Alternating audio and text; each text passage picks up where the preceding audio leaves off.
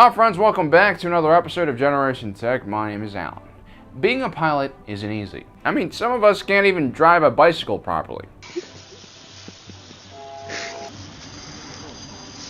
And even though a lot of us might like driving fast in cars and motorcycles, it takes a special type of individual to be a starfighter pilot.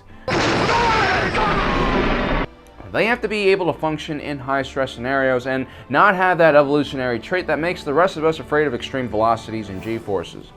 They also need to have extremely good reflexes and make life-or-death decisions in the blink of an eye. They're almost a bit superhuman. And that's just to fly a beat-up old Y-wing, which is slow and relatively predictable, especially when flying through a narrow trench. Anyone out of flight school could probably manage to keep that thing in the air. But just like cars and motorcycles, not all starships are made the same. Some were ridiculously tough to fly, and some starships killed its own pilots just as frequently as it did enemy pilots. And that's what we're going to talk about today. Not the biggest or best or fastest starships, but the toughest to fly. It shouldn't be surprising that the first ship on our list is also one of the fastest large-scale produced starships, the Quad Systems Engineering RZ-1 A-Wing. Its sublight speed was second to none thanks to a ridiculously small cockpit combined with ridiculously large thrusters. Despite its small size, it was relatively well equipped with a terrific hyperdrive, shielding, lasers, and even projectile launchers. But what it lacked was an astromech. So not only did hyperspace coordinates need to be loaded into a nav computer before missions, it also meant that the astromech couldn't help repair and stabilize the ship while it was in flight. Think of it as traction control or ABS on a car. That's essentially what an astromech droid does. If it felt like the pilot was making a maneuver that could destabilize the structure of the ship, or when it was in atmosphere cause the ship to go into a spin or a stall, the astromech could adjust the ship's thrust and stabilizers accordingly to keep it going. And without them, that's just another thing to worry about for the pilots when they were engaging in high-speed bombing runs and dogfights.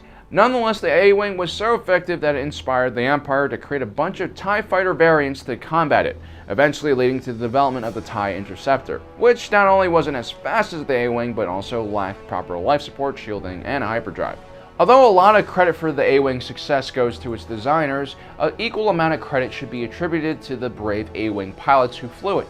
In the Rebellion, only the best starfighter pilots were given an opportunity to fly these ships, usually after training in an X-Wing. Any less skilled pilot would just turn the A-Wing into an extremely fast-moving projectile, which actually works pretty well.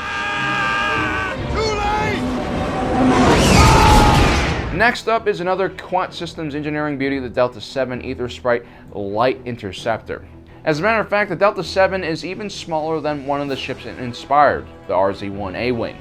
Its extremely light chassis and thin wings combined with oversized sublight engines made the Delta 7 extremely maneuverable and fast. The Delta 7 also lacked adequate shielding and relied on a hyperdrive ring for long-distance travel.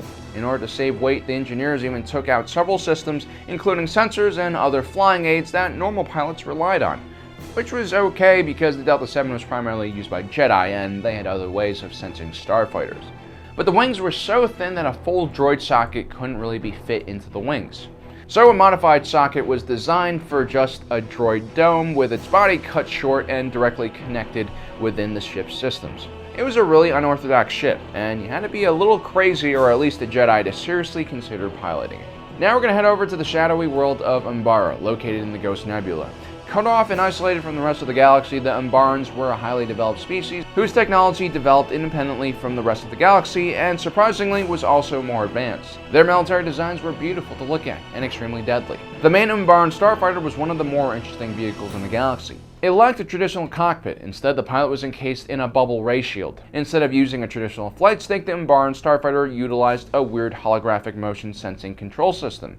This was hard enough for Umbarans to use, let alone non-Umbarans who weren't familiar with the species' technology. The Umbaran starfighter also had very different flight characteristics that were more akin to a helicopter than a normal fixed-wing aircraft.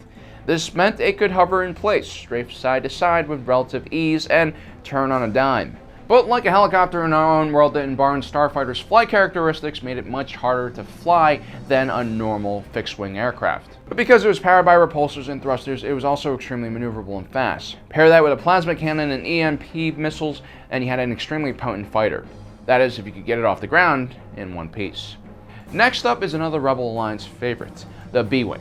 Introduced in the later years of the Galactic Civil War, this odd-looking fighter bomber was specifically designed to carry out slash-and-run attacks on large capital Imperial ships. It was surprisingly heavily armed for a ship of its size, which made it a potent killing machine. The problem was it was only really good at flying in a straight line. Any other extreme maneuvers were kind of impossible. Its odd cockpit location and long chassis made the ship extremely awkward to fly. On top of that, the B-wing was slightly underpowered and lacked the sublight speed to properly escape a dogfight. They mainly relied on escorts and shields to get them out of most situations. Although it did have one trick up its sleeve, the cockpit was located on a gyroscopic joint which rotated the entire ship around it, allowing it to reorient its body in a bizarre way, making it extremely difficult for an enemy to hit it. This also made it extremely confusing and disorienting for the pilot to be able to fly the ship. Last up isn't just one ship, but an entire class of ships. Most pirates and small crime syndicates, especially those in the Carillion sector, didn't have the credits to even buy a second-handed ship. Instead, what they did was create their own crazy contraptions, kind of like the various groups of rednecks here on Earth. In Star Wars, these hybrid ships were known as uglies. Oftentimes, these ships were made up of scrapped and recovered wrecks of Imperial and Republic designs. You had ships like the TIE Wing, or the X-Fighter, or even worse, a Y-TIE. Now these ships varied in maneuverability, speed, and armament, but the one thing that united them all was that they were extremely dangerous to fly, and most of their controls were cobbled together. These ships oftentimes had many structural weaknesses, usually located in joints where these ships were cobbled together. These joints were oftentimes the first thing to go when a pilot pulled a more extreme maneuver. And when you're in a life or death situation, pilots tend to push their craft to the maximum a lot. Which is why I wouldn't be surprised if these uglies killed more of their own pilots than enemy fire did. Well guys, that's my list of top 5 toughest starships to fly in the Star Wars galaxy.